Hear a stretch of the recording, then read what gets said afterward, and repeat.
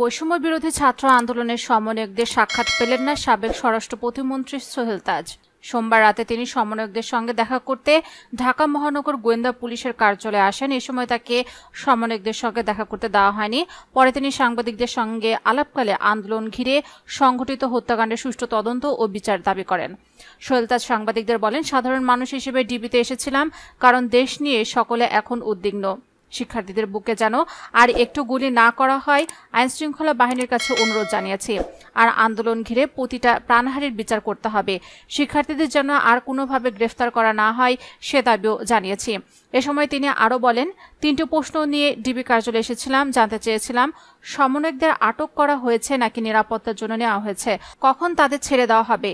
আর যে সম্পদ ধ্বংস হয়েছে তা জনগণের টাকায় করা, তবে তা আবার পাওয়া যাবে, কিন্তু একটি প্রাণ গেলে কি তা ফিরে পাওয়া যাবে?